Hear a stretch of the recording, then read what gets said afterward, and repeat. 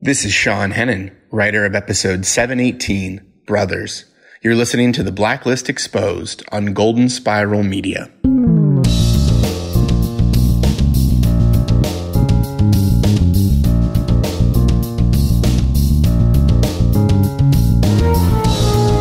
To all the brothers out there, this episode is for you. Good day, everybody. I am Agent Troy Heinrichs here on the award-winning The Blacklist Exposed podcast, and we are continuing on with our prep to rewatch the final episodes of Season 7 in preparation for November 13th and the return of The Blacklist, Season 8.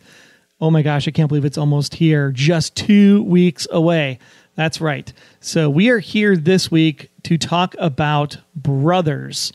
This is the episode where Anthony Michael Hall guest starred as Donald Ressler's brother, and they kind of learn about Tommy Markin and what happened with his father and all of the ins and outs of that backstory. We don't want to give anything away in case you're still new to the Blacklist and just kind of catching up before it starts. But with us during this watch party tonight is the writer of the episode, Sean Hennen. Sean actually started his Blacklist journey back when he came in and joined Blacklist Redemption originally, kind of leading the room a little bit and being one of the head writers for Blacklist Redemption. And then when that didn't get picked up, he actually came over and joined the main show here and has been with the show ever since that would have been season 5 in that area. So real blessed to have Sean here because this is one of the best episodes of Season 7. It was really, really great. Almost would enjoy seeing a spinoff of Diego and Anthony Michael Hall doing this kind of back and forth cop, non-cop kind of dynamic. It was really, really fun to talk to Sean and get some of the insider scoop. So how does the watch party work? Basically, you're going to listen to the podcast. We have a little bit of a pre-show interview. And then when you hear this sound, that means you're going to pause the podcast and then actually start watching the episode Brothers on your DVD, Blu-ray, or Netflix subscription, whatever you have access to watch the Blacklist on. And then as you're watching the show, you'll get to that natural commercial break where it cuts to black.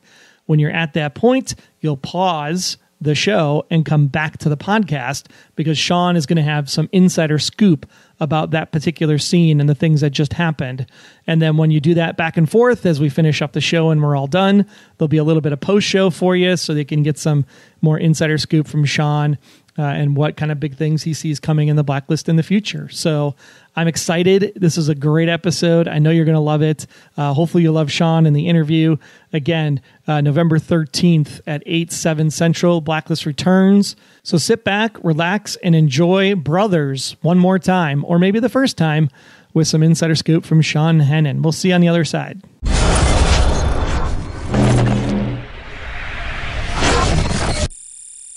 Hey everybody, we're back again with the live watch parties at the Blacklist Exposed. I am Troy Heinrichs, and with us tonight is my awesome esteemed fellow co-host, drinking already, which is awesome, Mr. Aaron Peterson. It was sugar water. How's it going? You're just trying to get in the wrestler kind of mood, right, with his addiction problem? Is that the deal? Aren't we all addicted at this point? I mean, I've been stuck inside for quite some time. Well, you guys hear us talk about the podcast every single week over at theblacklistexposed.com. Make sure you go ahead and go over there to subscribe to the podcast and download tonight's episode, which will come out right after the show is over. But before we even watch the show, we have a real special guest tonight. Tonight's writer of the episode, Brothers, which is 718. Might be confusing. It's airing a little bit out of order, but it doesn't matter because it's a fantastic episode. You can't tell. So let's welcome in Sean Hennen, direct from the writer's room. Sean, man, how's it going, brother? It is going well. Hello, quarantined Blacklist fans. It is hello from still daytime Los Angeles. People watching on the East Coast. How's the smog? Is it good? It is. We have clearer skies than we have ever had here on the West Coast. It is actually kind of nice. Nothing is open, and you can't go anywhere without a mask. But the air is blue and beautiful. Z Hartley was on a few weeks ago for this, and he said he heard birds sing for the first time. Oh yeah, we've had a lot of birds. It's been interesting. No traffic. It's like a whole new city. I saw a friend of ours drive down Hollywood Boulevard the other day, and the Chinese Man Theater sing "No People." It was No like, people. that is so strange. It is weird. It is weird to think about this city like that. It's weird to think about New York, where we shoot, people not being able to be outside. It's a city that never sleeps, but it's napping right now. Well, speaking of sleeping, we're not sleeping tonight because this is an episode I think people have been waiting for 7 seasons. All right. Yeah. They definitely want to see Diego's backstory, Mr. Donald Dressler. I guess, first of all, talk a little, because maybe people don't know who you are, Sean. Why don't you talk about a little bit, how did you come to the Blacklist? Because you kind of came in through a backdoor angle in a way, because there was a spinoff show that used to happen about the Blacklist back in the day that you were kind of in charge of in a way. Yes. So I was on the Blacklist Redemption, which was the spinoff, and that lasted for 8 episodes. And when that wrapped up, there was an opening on the mothership, as I refer to it. And I was very kindly invited over from that staff to keep on going with the universe of the Blacklist and to continue. And my one sort of crowning moment that I was very proud of, the first season that I was on the Blacklist proper, was getting to bring over Scotty Hargrave with me from that show and give her a send-off in an episode called Ruin that I wrote in season 5, it would have been, which was a favorite of mine, probably of all the ones that I've done until tonight. Well, that's a good entry. I guess I won't say anything because I've never been a great Tom fan, but I did like that show. That was a fun concept that you guys did with Redemption in terms of how you took it and made it like a spy thriller. It was fun. It was definitely, so I hadn't worked in the Blacklist before. I hadn't worked on the show. Mm-hmm. And the angle that they went with for Redemption was more of, we kind of had this fun split screen Mission Impossible kind of vibe. The old school Mission Impossible, the show back in the day. Nobody was crashing helicopters or anything like Tom Cruise does these days. And it was fun. It was a caper kind of show, and I had a lot of fun with it. Loved the writers that I worked with, mm-hmm. and then when they invited me over, I had no idea that I would have been. I mean, here we are. That's 1 year of that show and 3 years of the Blacklist mothership. So I've been welcomed with open arms, and I've stayed.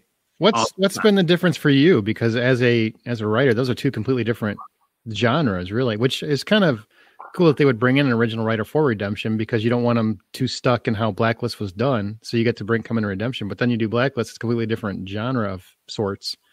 Was that an easy transition for you? Or it was actually because these two staffs worked so closely together. Obviously John Bokenkamp, John Eisendrath, who run the Blacklist, were integral to that spinoff that I was so familiar with them and had spent so much time with them, even though it was a different show, sort of brought under their wing, that when I transitioned over to the main show, when the spinoff was finished, I really didn't miss a step. That it was the way that they run the writer's room, the way that they break story and figure these episodes out, I had gotten used to, even being over there in the spinoff. And the transition was pretty easy. And they've been great. They welcomed me in, and I think that they appreciated all the work that we had done, that staff on Redemption, and have kept me ever since. So I have to say thank you to John and John, wherever they are out there. So what was it about this particular script that we're going to see tonight that drew you into wanting to write for Diego specifically? I know fans always speculate that you guys have favorites and writers. This writer writes for Tom, this writer writes for Liz. So what was it about Diego's story, and why did this one kind of land in your lap? I'll tell you exactly why. I've gotten very lucky the 3 seasons I've been on the show. I already mentioned Ruin from the first season. I love Ruin. I love Ruin. That was a lot of fun. Yep. That was my very first script on the main show. And I've been lucky that they've given me these sort of standalone or one-off episodes just about every season. I was joking with another writer that I have the most no number episodes because they're so specific of any of the seasons we've had or any of the writers that we've had. And so getting a chance do that every so often, to take a story like Ruin, or to take a story like earlier this season, Kuwait, which was the script that I wrote, and tonight's episode of Brothers, and kind of get to tell these sort of standalone thriller of the week, kind of like little mini 42-minute movies that definitely have obviously the DNA of Blacklist in their veins and all the same characters that we love, but get to be a little bit weird and go a little bit left of field than the typical episodes that keep the plot driving and keep the story elements going.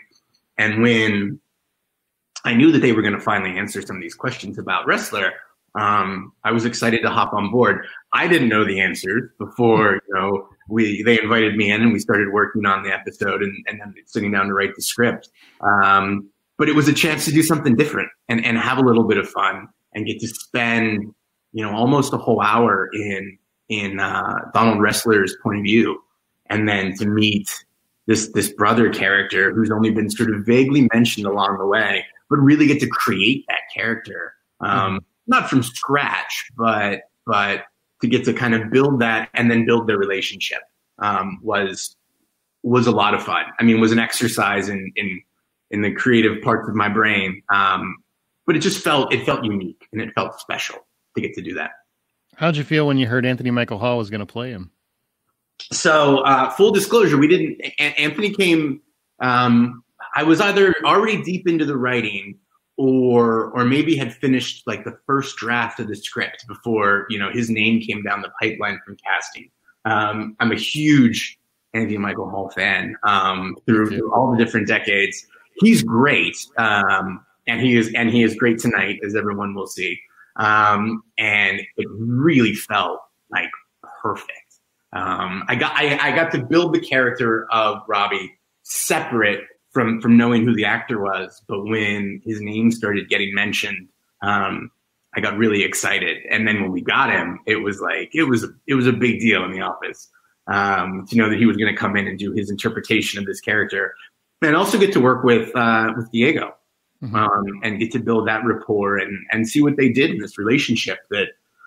Obviously, two men that have known each other their whole lives, playing brothers, but kind of seeing them together for the first time in our show and in our universe.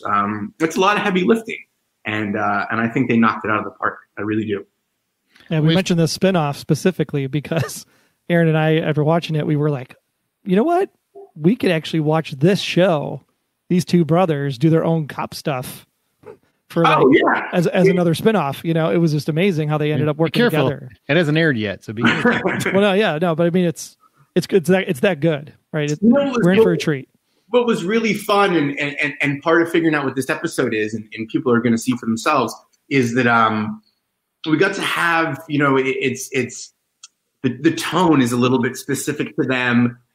There were a lot of moments sitting in the writer's room figuring out what this world of Wrestler and his brother that we've mentioned and his background that we've touched upon. And there were references kind of flying around to the Coen brothers, to Elmore Leonard, like that kind of crime story that could be a little bit, obviously dark, but also there's some fun there.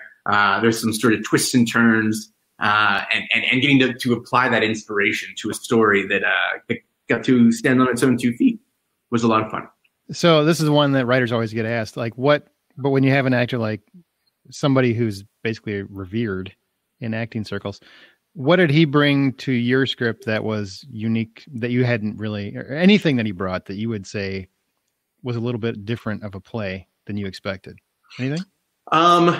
Yeah, I mean, I knew Anthony. Without spoiling, Anthony was going to be great. But the character as written, and obviously as portrayed on screen, it's a tough character. It's somebody who has to. I mean, just in the storytelling alone, you have to kind of invent an entire character in one episode and do it rather quickly. It had to be an actor that could immediately build that sort of rapport with Diego. Because they're brothers, because of that relationship. And he also, I mean, Robbie is as people will find out, is a complicated character. There's good side and a bad side to him, and to walk that fine line and still be still be lovable, but maybe a little bit of a screw up is tough. It's tough to those are a lot of different things that you have to put together in a couple of days of shooting. And he, flying colors. I knew from the moment that he was involved that he'd be able to pull it off. But it certainly was a multifaceted character, and he did a great job. Troy and I were talking about how amazing it is that Anthony Michael Hall, he comes from the 80s, the dweebiest of the dweebs, and he morphs into this big dude that looks like he could just beat your ass silly at the drop of a hat. Not many actors have made that kind of change over their career. So it's kind of cool. If you haven't seen him in a while, if you didn't watch The Dead Zone and some of the other stuff he's done, if you haven't seen him in a while and you just watch this, you're going to be surprised at who Anthony Michael Hall is these days. After tonight's episode, if somebody's an Anthony Michael Hall fan and wants to go back and visit, I would highly recommend Edward Scissorhands. Because I in his career, that particular film, it was you saw a side of him and a physique in him that had not existed before that. And it's also, it's a great performance. It really is. I'm a big fan of Out of Bounds. I don't know if you ever saw it. I have not seen Out of Bounds. I love Out of Bounds. Yeah, he did Out of Bounds years ago. It's a small film, but I was just excited to see him on the Goldbergs as Adam's counselor the last couple episodes that's right. this season. So he comes in that biker suit, and it's is that Anthony Michael Hall? Holy crap. He shows up, and whenever he's there, he's incredibly memorable. Even in something where he's only maybe in a few scenes like The Dark Knight, and is great. You know that you're going to get something special from him. Show's starting, yeah. So we're here with Sean Hennen from the Blacklist Room. The way this works, we'll actually watch the show. We'll come back at the commercial breaks, talk a little bit about what we just saw, and we'll have some more fun as the evening progresses. You never know who's going to stop by, so stick around. Aaron Peterson, Troy Heinrichs from the Blacklist Exposed. Enjoy Brothers, everybody. We'll see you in about 10 to 12 minutes.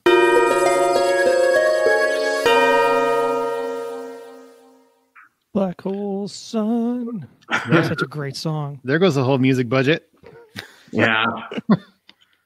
It was crazy that you were able to get that one off. But I think the bigger question is don't you know how to actually kill people, Sean?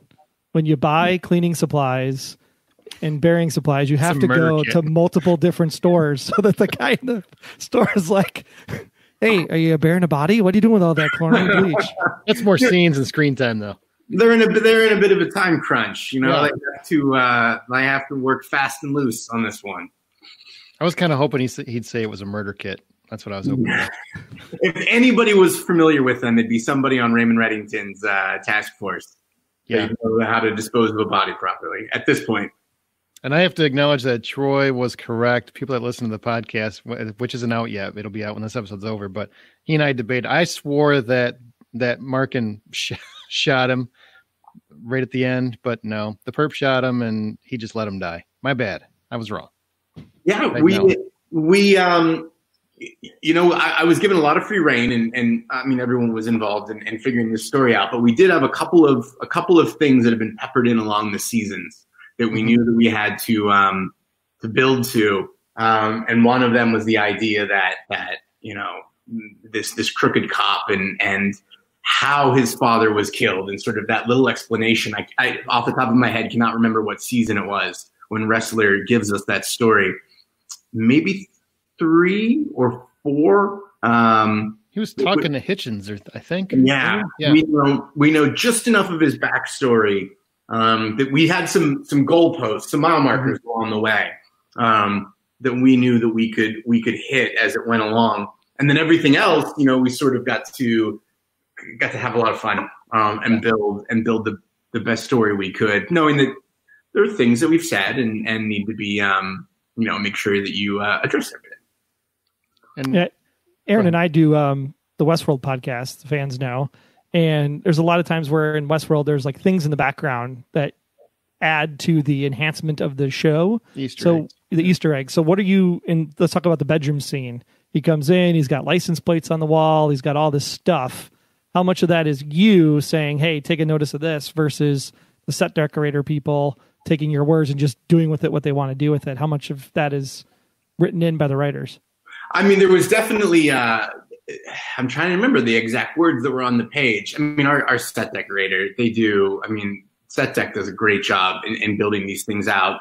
What was most important and what was definitely there on the page was showing differences in the two brothers just visually. Obviously to build this new character, Robbie, and to tell their story in 42 minutes is quick. So a lot of the time, there has to be shorthand, and some of the visuals can really help with that. Seeing Wrestler's side of the room versus seeing Robbie's side of the room. One of the big things that came out was from production was the car that Robbie drives. I know that it's a great car, yeah. And I'm sitting there writing the script, and the car obviously is a plot point that he has this fancy car that he's driving, and I think that it was scripted to be a nice BMW or nice Mercedes or something like that.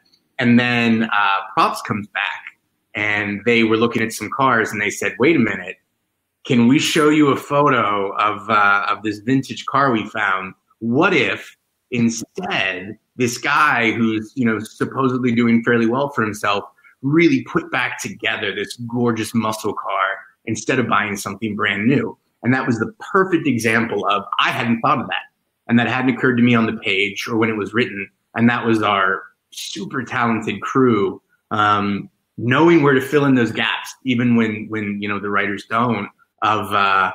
Wouldn't this be great? And then suddenly I was like, absolutely, of course, that makes sense. That's who this guy would be, from Detroit. Yeah. And suddenly you have a part of his character that wasn't there before, because you've got some great people working behind the scenes. Well, we got two guys that are now following the brothers. Are they somehow connected to Markin, and it's a cold case? Is there something else going on?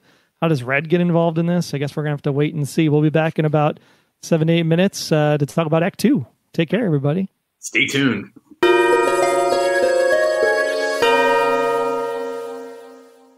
We're back.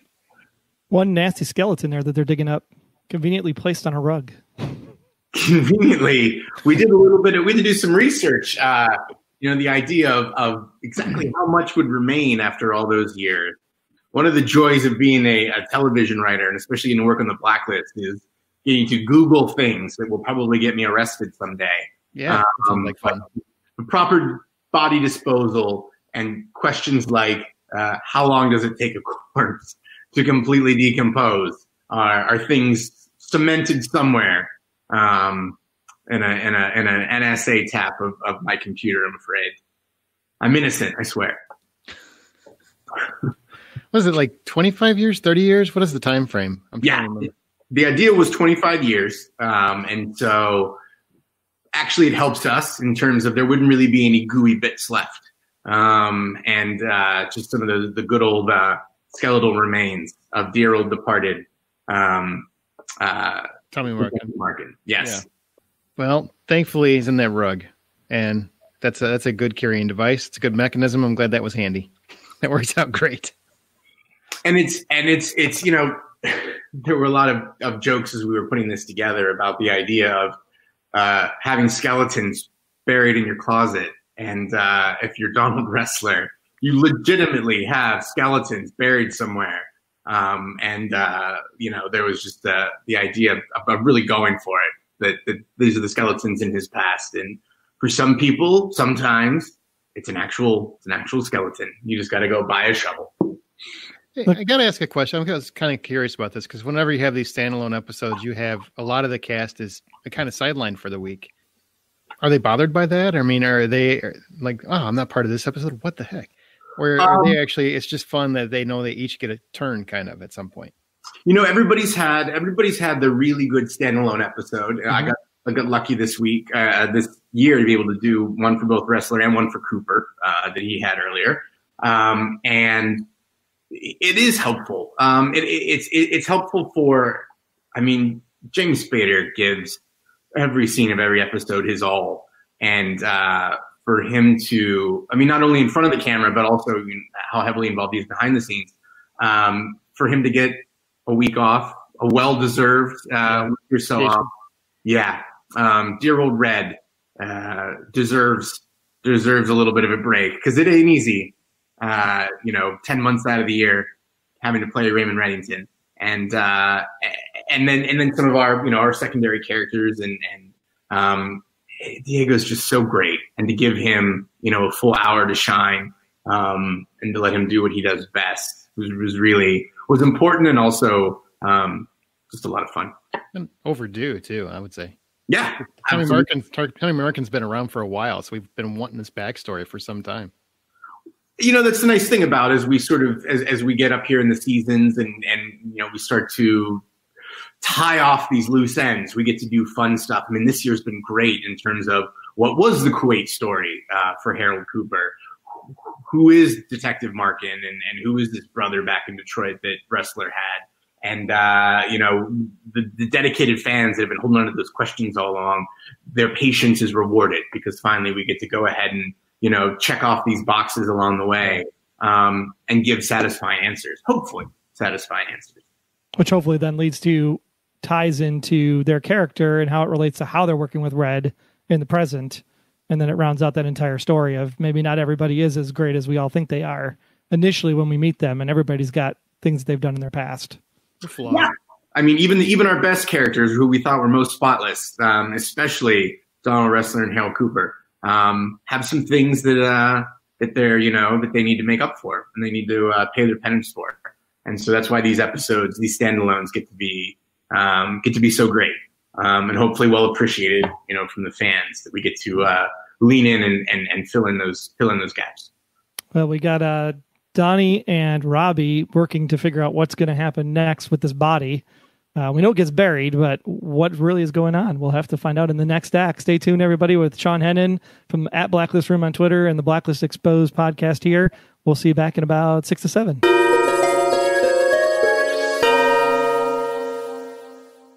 I want that car so bad. I wish that was me stealing it. Well, I'm glad that production actually suggested to swap out the car, because we now learned that he's got this garage. I don't think a guy working in a garage owns like a Beamer. It seems like this fits more the personality of this garage ownership concept. It does, and it works perfect with the idea that they're from Detroit. I mean, a good, old-fashioned Detroit muscle car is a thing of beauty, and now it is in the wind at the worst possible moment.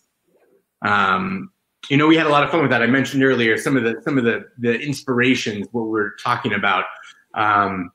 Talking about Coen Brothers movies, talking about Elmore Leonard books, and sort of the zany isn't the right word, but sort of plot twist coming in out of left field. And that was definitely for this particular episode. Can you take, 3 acts of something, the first three parts of the story, and then just have this twist come in totally out of left field, and catch these guys at the worst possible time. And it's just like, how do we make things even worse for Don Wrestler than they already have been so far in the episode? And it's like, well, you got to lose the car. You got to have it take off. And there's no better time than with those remains in the trunk. It's a good brother moment too. They're just finally getting to bond, and then they lose it just like that. It was that relationship was interesting, getting to put that together and sort of watching it sort of ebb and flow. There was definitely a conscious effort to build to the middle of the episode and make those guys as close as they were going to be possibly, and then have that car take off around the corner. Because it's just, if only fate hadn't intervened, they were actually starting to bond a little bit. But I also, all of that stuff, they're going to digging up the body, Anthony and Diego and that relationship and how good they are, and making that whole thing feel so lived in, and make those two guys feel like, even though Anthony hasn't been on the show before, you catch up. You catch up fast to. Yeah, he feels like he's been a part of it the whole time. Really. Yeah, and some of the reactions and them in that construction site and digging up the body, and obviously they're talking there at the end right before the commercial break and starting to just warm up to each other before that twist of the car going missing. It really is. it's two great actors doing a really good job with the words on the page and making you believe it along the way. Well, it's a great job by you too to get like the brother's nuance, because he's sitting there in the construction site, and of course he cuts his hand, and that's something like a brother would typically do, right? Like, hey, little brother, you're going to go do all the digging. Sorry, buddy. Yes, like the sauce is great. It is, and getting to let Anthony. Anthony has a lot of strengths, but definitely humor and comedy, obviously based on his resume, is one of them. And so getting to add in some fun and some zingers into their back and forth. Both the actors play them as adults and also the kids. And some of those scenes between the two very talented young actors. Yeah, they were good. They were very good. Yeah. Yeah, and getting them lined up so that, because you have these flashbacks against present day scenes, and two younger actors playing two older actors, and it really is a recipe. And when it comes together like it is, I feel like in this episode, it's great. Well, I think we're about to find out what really is going on with these guys that stole the car as Donnie and Robbie sit down and have a drink at the bar. Substance abuse, background. Probably not the greatest thing for Donald, but we'll see what happens. We'll be back here with the Blacklist Exposed and Sean Hennen from the Blacklist Room right about in 6 minutes or so. Take care, guys.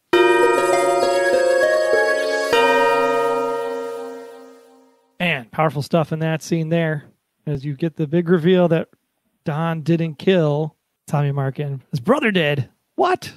And we know where Hector was before the chair. So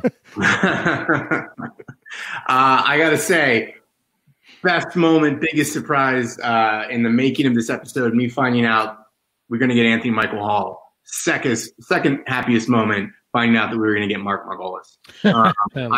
I'm a huge Breaking Bad fan. Me too. And what that man can do with just a few scenes, and this is coming from somebody who recently just watched, all of the dailies from the filming of the episode. He's great. He really, really is. And it was funny. We his name popped up, and I was talking to Mr. John Bokenkamp, and I said, if Margolis is around, let's save him. Next season, there's got to be a bad guy that we need. A couple of episodes. Bokenkamp's response was, no time like now. We don't know what it's going to be. Yeah, you don't. We're getting Margolis. I think that the email literally was, "We're getting Margolis," and he shows up to play Jackoff, and is a great bad guy. Just a great bad guy.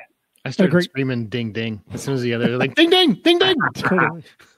A great scene you wrote for him too. Then it almost was like one of those Red scenes that you get with those little stories, and he's talking about plants and how they exactly do what they're supposed to do, and they're uncomplicated. And man, it just like seethed the Red story as he plays this really interesting villain. And you don't know what he's all about yet, because you don't know if he's tied into Tommy's past or what have you. And maybe this was the criminal organization he was with before. So it really adds an extra level of who is this guy and how is it all related? The stuff I love about characters like that is obviously the show and a lot of action shows like that. We've got a lot of bad guy layers, and we've certainly done our fair share of basements and warehouses, and probably everything you can imagine a bad guy has been hiding out in on the Blacklist. And it's just trying to come up with stuff that's fresh.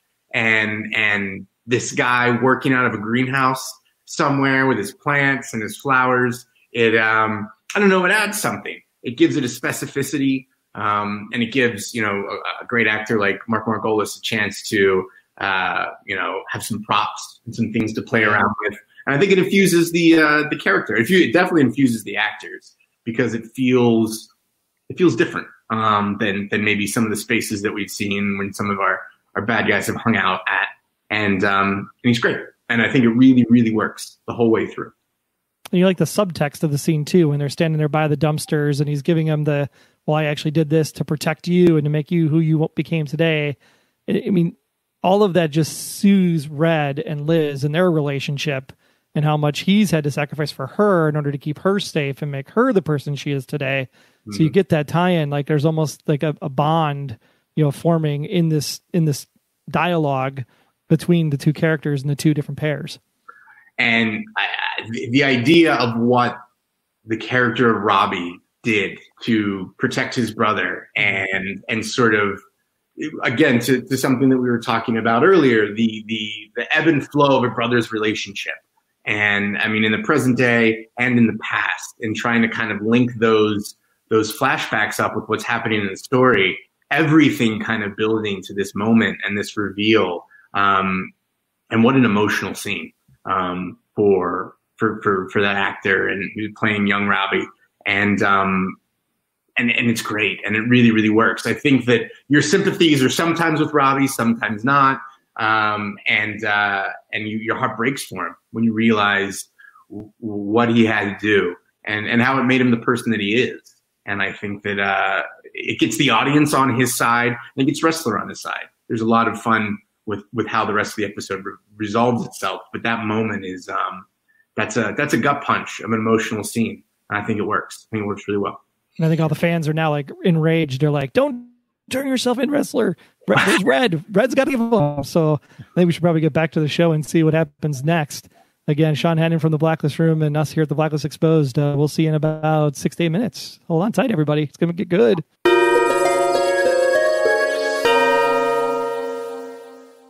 Shootouts are always the best.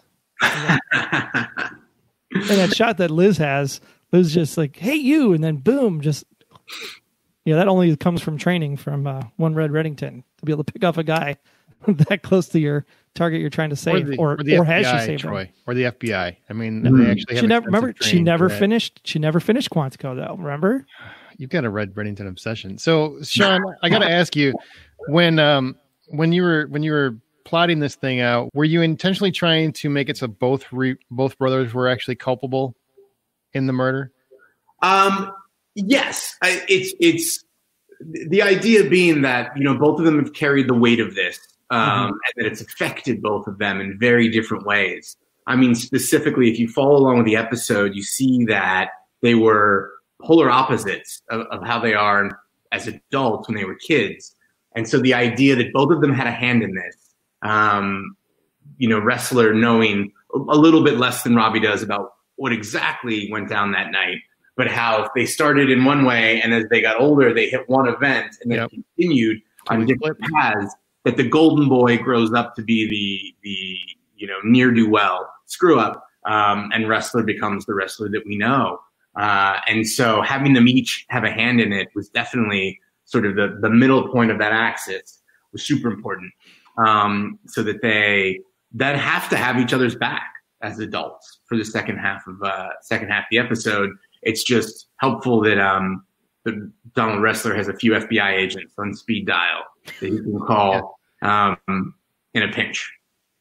Your choice to bring Liz in then, or was this a John's edition? Because I know you guys don't have like all the nuggets of the episode. They sprinkle that stuff in for you. You know, very specifically, that was a conversation that took up a while, took up the better part of a day, considering who he'd call. Who Donald Wrestler would call. It's such a moment that would typically in a Blacklist episode be the great, you know, Red Reddington magic trick. And the idea being that this isn't your typical episode. This is a Donald Wrestler episode, and who means the most to him, and who can he trust? And so when he picks up the phone, he'd call her. And that she would come, no questions asked. I think that that's a relationship and a decision specifically in this episode that's been well earned, based on everything we know about Liz and about Wrestler over all the seasons and all the years, that you don't even need to see that scene, that you can jump in and she's just there, and everything that you think you need to know can be explained in the commercial break of he called and she came. To have his back. And I think that's, you know, that's great writing over all the years, and that's a great set of characters to earn that. Yeah, I love that choice. I would have actually been a little disappointed if he did call Red, because that just feels like the easy go-to, and this felt more honest, with where Wrestler is now. It felt more honest, and as we'll see in some of the scenes yet to come, it felt like the honest decision, and also felt like the emotional decision. Which is, we've had our shootout, we've had our brothers running around in the middle of the night, and now we have some really good character stuff left in the episode to wrap up. And specifically, one of those things is the entrance of Liz Key into the storyline. Well, let's see how it plays out. We'll be back here, hopefully, to finish this all up for you. Enjoy the last act. Sean Hennen at Blacklist Room and us at the Blacklist Exposed. We'll see you in about 5 to 6 minutes.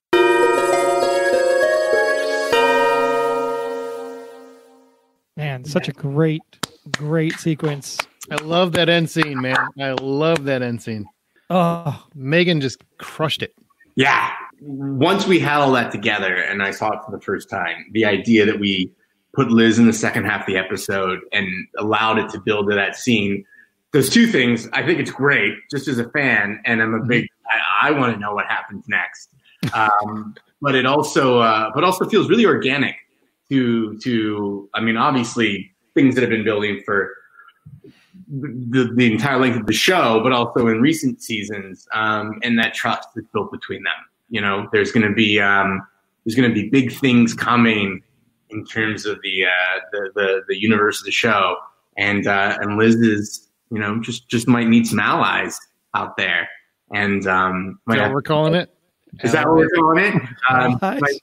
She might need some to have to turn in some poker chips if things get real later on down the road, and sworn to secrecy on anything else. But it's good to know that she's got some good friends that have her back. Yeah, the theory camps have always been strong with the show. The Keenler crew has always been out there vocal, and you can just see the Keenler people just like on the edge of their seat going like, do it. Yeah. And then they don't. And I think it's great because the episode is called Brothers. And in this case, it feels like Wrestler is more her brother than lover in that moment. I think you could take it either way. But you could. You know. If the next episode that I write is called Lovers, you guys will know that we finally went through with it. No promises. I don't know what the future will hold. It feels like an on the nose title, but go for it. But no, that last scene, we spent a lot of time really crafting that scene, and I mentioned, you know, before the break last time or after the break last time, the idea that in a typical episode, it's Reddington who gets to show up. You know, Reddington gets to pull, you know, what I've called the magic trick, to resolve everything at the end of the episode, and to give it to Liz and everything that she's learned, and everything she's been taught along the way, to get to step in and kind of, you know, minus the hat, get to play the red role a little bit in this storyline, and she gets to pull off the body disappear, is great. Is also, you know, speaking of characters that we've built for seasons and seasons and seasons, if anybody's earned the right to show up and get to play the red role, it's certainly Liz Keen. And I think she does, you know, Megan with the role in that particular episode. It's great. It's just a lot of fun. Yeah, she was wonderful. Can I ask you? I mean, I gotta figure it's daunting as a writer. You're writing. I believe it's the first episode without really Red. As not even dropping by in a shadow or anything. Was there any pressure to throw him into a scene at some point, or no? Everybody was pretty comfortable with this, and it works great. By the way, I hate to say it, but I did miss him this particular episode. Well, we always miss Mr. Reddington. I definitely didn't mean I don't love Raymond. Don't trash me. I'm just saying I was engaged. I was engaged in everything that was going on screen. It's you know, we when you do episodes like this that are outside the box, and you know, I wouldn't even. It's not you call it something like a bottle episode, but certainly it's not, because they spend all night running around the city of Detroit. But you get to play by different rules a little bit. And I think that what our show does so well, even you know, this late in the game, even this many seasons in, is you know, we have our rules and we have our characters, but we have just as much fun breaking them. And when the centerpiece of your show is a character like Red, breaking rules becomes a bit of a theme, and that goes for the writers as well. So getting to have an episode like this where it's completely Reddington free. The suspense of will he show up or he won't, it carries only so far. But waiting for it.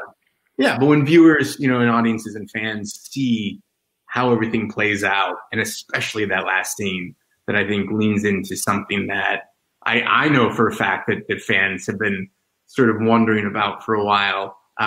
You do. You also you forget that Red's not there because there's a lot of other good stuff going on in the foreground.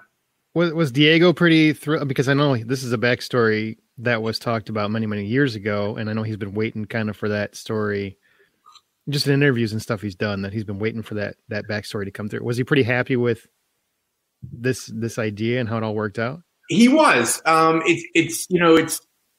It's great. These characters are on the team. I was listing some of the other episodes that I've written, and last season there was an episode I wrote called the Osterman Umbrella Company. Oh, that was good. And I've sort of made a little mini career on the show of writing these episodes where the characters that are typically backing up Liz or backing up Red get to be the maestro of their own episode. If it's Cooper in Kuwait, if it's Aram on the run in the Umbrella Company, and now finally Wrestler, and it really shows you.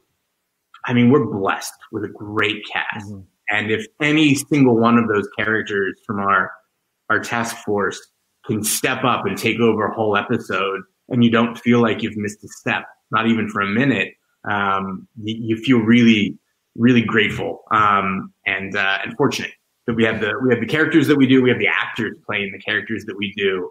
And if we want to throw a curveball and do a pure Diego episode, we can't, and we know that they know their characters well enough, and are still, after 7 seasons of this, still enthusiastic that if it's going to be a full hour of Diego and a full hour of Wrestler, then he's going to give his best, and he did. And then the icing on the cake of all of that is going to find a guest star like Anthony Michael Hall, and then it's just at that point it's a playground. These kids in a playground having fun because those two actors bouncing off each other. Well, now we're really onto something. And that's great. Yeah. As fans, we always come back after the show and go like, oh, this scene was great. And this scene was great. I'm always curious, you wrote this, but you don't get to see it all put together. For you, what ended up being better than you even thought as you wrote it? Oh, on the page.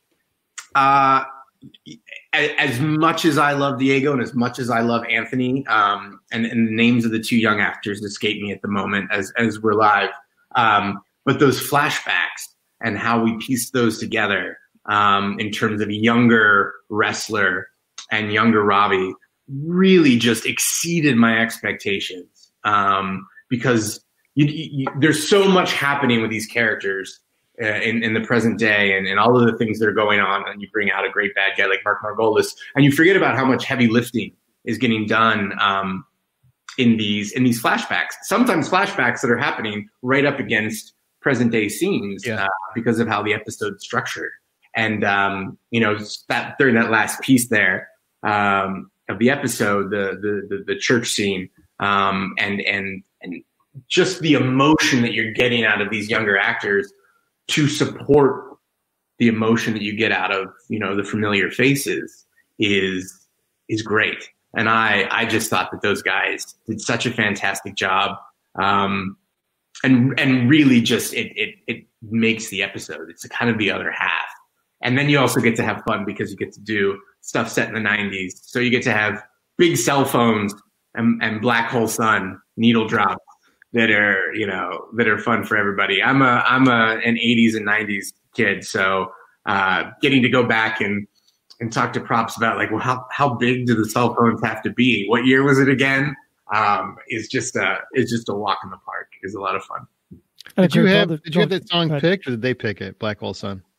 That was when it comes to music, I will always take a backseat to Mr. John Bokenkamp, who has very specific tastes about music for this show, and his picks are always right on the bullseye. I wish I could remember right now. There were a few titles. I remember an email chain going back and forth. Well, what would he be listening to? And is he a Beastie Boys fan? Is he a Nirvana fan? Like what in that era? And then And then when Black Hole Sun came up, it was like, oh yeah, no, that's what he would be. That's what would be around right then. That's the perfect music cue for not only the time period, but also what's happening in the episode and what the emotions are, and it's sort of and that character of who Wrestler was as a kid. So that was sort of like, of course, John Bokenkamp is great at sort of pulling the ace card and saying, what about? And it's like, yeah, yep, you're right. Thank you, sir. Yeah, I don't know if an emotional flashback would work with Sabotage. Although it might be great. It's not the most conventional choice for I like it though. Yeah, but you never know. We definitely went through some options, and and I think we landed on just the right tone for what we needed out of that. Yeah, maybe when he's digging the grave and burying the body, you get some Sabotage and gets into the motion. Dig faster. I will say, in terms of favorite scenes, I absolutely love Mahesh, the director of this episode. And shout out to the excellent job that he did. But specifically sort of the empty field, the headlights of the car, burying the body. I mean, how visceral those scenes are. And the decision that young Robbie has to make to kill this guy is great. I mean, it really, really is good. And I loved how that stuff turned out. When we started seeing some of that footage, it was really, everybody was impressed by how we knew. I mean, when it was all rolling in and we started to see sort of Anthony's performance and what he was doing with the character and how good those young actors turned out to be, we knew we had a home run. Oh, his "I'm not an idiot" moment was great. Yes, not an idiot. And that is a satisfying punch that comes just after the first visit to the greenhouse. That really felt like, ooh, the story needs that. Just Wrestler's been holding on to that punch for 35 minutes now. He needs to let loose. Well, the true reviews of the fandom are in. So we have Dee Dee Elliott, great episode, even with no red. PK Horner, great episode, well done. Sean, you really did a great job. This episode is by far from Ariana.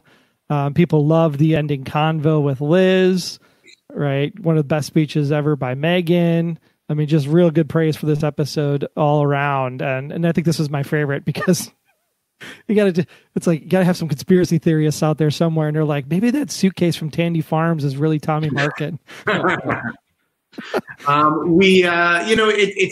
It's as a show, there's such a wealth of stuff. There's so much serialized content. There's so many elements and so many plates that we keep spinning. I mean, I think it's what brings viewers and fans back season after season and week after week. But to get to take a little Don Wrestler vacation to Detroit for one night with him, if fans are willing to follow us down that road and have a good time like we did making it, then you know that we're doing the right thing, and it's really rewarding. It really is. And I love that we took the time to actually rearrange these episodes and make this one tonight and then Roy Kane next week, because I think it gives us the breath we need before these final 2 episodes of season 7. It's just going to be, all out for the next 2 weeks. And then whatever happens with 719, this magical episode that everybody's been working so hard to put together. I mean, I can only imagine what we're in for these last 2 weeks. There's some great stuff coming up. As with everyone's favorite show out there, we got cut short because of what's going on out in the world. And, the minute that we can be back at it for everybody and we can get that writer's room back together on the West Coast and get our amazing production crew back together in New York, we're going to be, really charging into season 8 to make everybody happy. We got a little cutoff there. We shot as long as we could to get as much content filmed so that we could give you guys as satisfying as possible finale for this season. Obviously, outside of everybody's hands in terms of what's going on out there. But I know that our writers' room and our crew, our hardworking crew in New York, everyone's staying safe as possible through all of this. And I guess we're all ready to be back. Hopefully as soon as we can to make more Blacklist because I think that everybody is really proud of this product. And if everyone's ready for more, there will be more just as soon as possible. Yeah, I think it'll be great when it all comes out, because regardless of how it ends this year, it ends this year, right? It's 2 episodes. It is what it is, but it just means season 8 is going to be just that much more exciting, because there's still story to tell from this season, plus whatever we were going to break for next season. And man, season 8's going to be. Just the kind of it's exciting for the hardcore fans. The things that we had ready. That we didn't get a chance to film just for the end of this season. And that was only a few more episodes worth of content. It's good. It's exciting. We haven't forgotten those ideas. We didn't get a chance to shoot them yet. We're holding on to that stuff, and we'll find the right places for it. And it's just going to make season 8 even more of a roller coaster. It can't wait. Well, I want to say thanks for this episode. Like I love when I can watch one. You know, when you're doing a podcast about it, a lot of times you're watching it and you're just trying to take mental notes so you remember like stuff. I got lost in this one, which is always a compliment. I mean, not that I don't get lost in the show here and there, but this one I was really just engrossed with it the entire time, and I was fascinated to hear this backstory.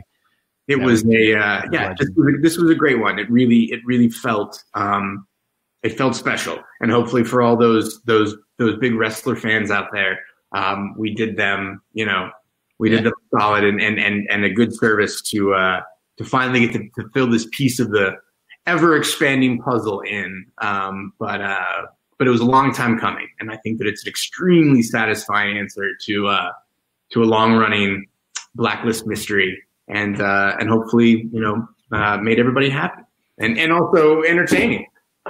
Can I make a special request when you're writing the next year? Please. I don't know if you can do it, but just if you can you write in something where someone messes up Diego's hair? It's very, very important to me, because his hair never moves. I don't care what his action scene is. I don't care who's beating the snot out of him. That hair is pristine. Megan promised us back in season 4 she would do it. So you just got to have her come up and just, a little tussle on the head there. The secret to Don Wrestler that no one knows about yet is that the hair is bulletproof. And I think so. It is one of his secret weapons, that it just deflects gunfire. And so don't worry, the reveal's to come. Just like corn. Remember, he was running through that cornfield and it didn't move in that cornfield in season 3. Doesn't move. Perfect.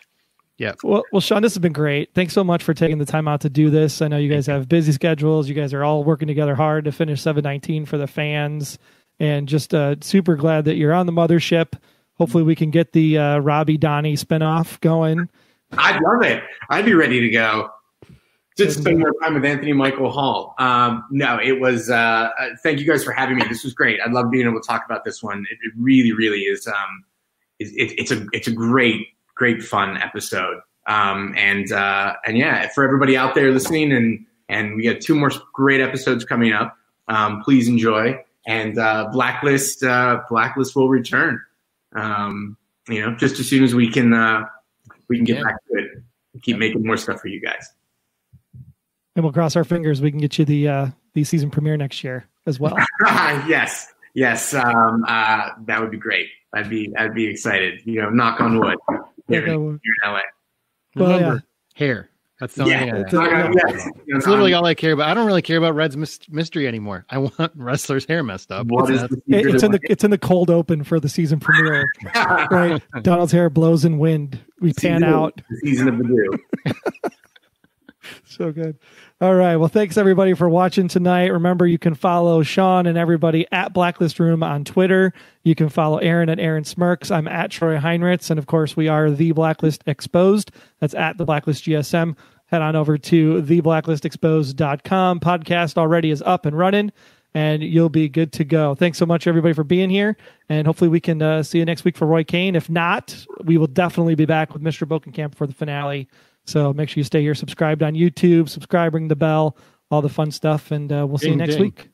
Bing, ding. Thank you, guys. Thanks all. Appreciate it. Have a great night. Stay safe, stay well, stay home.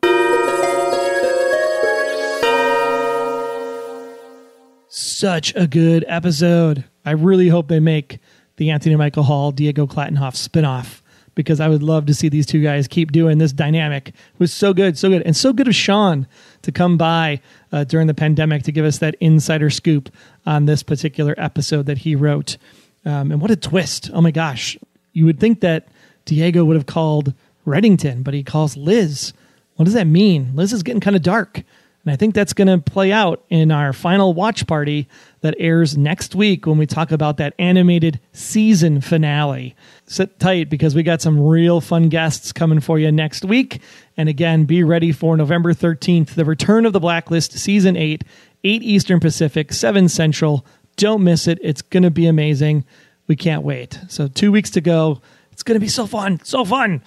Until then, for Aaron Peterson, I am Troy Heinrichs here for the Blacklist Exposed. Stay safe, stay healthy, wear a mask, and we'll see you soon. Take care. Until next time, I'm Agent Troy Heinrichs. That's at Troy Heinrichs on Twitter. And if you want to learn more about me, just visit, about.me/Troy Heinrichs. And I'm Agent Aaron Peterson. You can hear me talking about movies and TV on the Hollywood Outsider podcast, as well as Remake This Movie Right. We are available at thehollywoodoutsiders.com or on Twitter at 5popcorn. Be sure to subscribe, download the app, submit your feedback, but most importantly, keep yourself off of the Blacklist.